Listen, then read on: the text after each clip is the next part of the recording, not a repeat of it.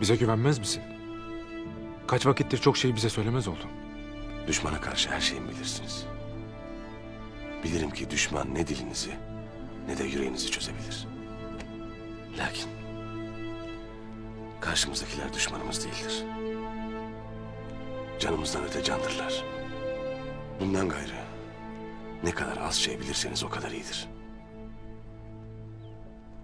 Anlaşıldı mı? Anlaşıldı beyim.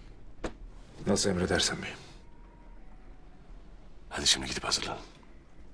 Sabah erkenden yola çıkmanızı istiyorum. Benden bir isteğin var beyim. Var Deldemir.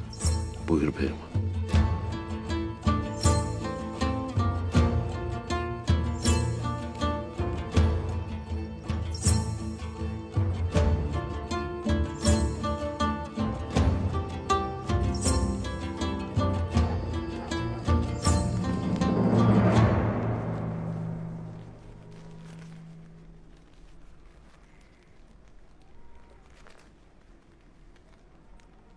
Sen her oğul anasının isteyeceği bir gelinsin.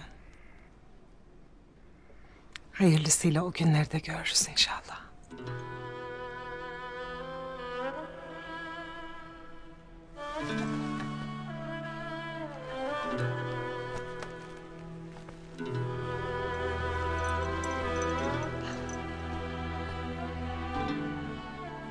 Gökçe istediğin zırhları bitirmek üzere.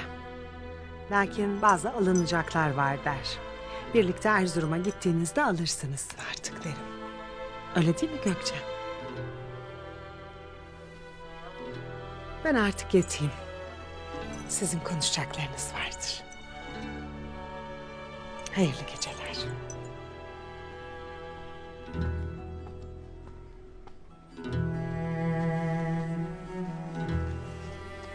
Dur hele dur.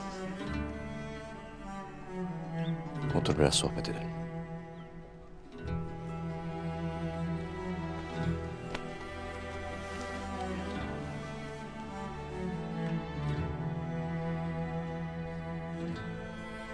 Bugün benim yanıma gelip konuştun.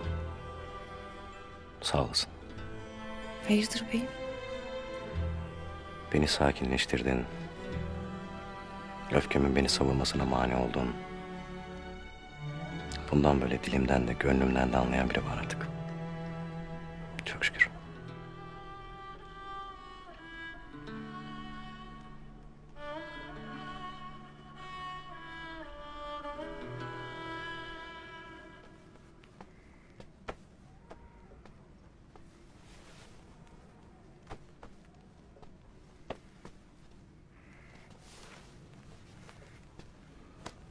Sadakallahul-azim.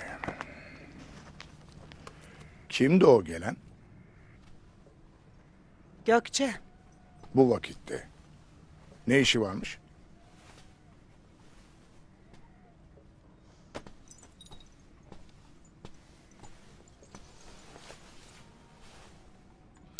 iki genç birbirlerini görmeden duramazlar bey. Tuğtekin'le Gökçe'yi derim. Birbirlerine pek de yakışırlar. Tuğtekin benimle konuştu. Artık beni rahmetli anası gibi sever sayar. Kızda gönlü var. Ya Gökçe'nin? Beraber Erzurum'a gidecekler.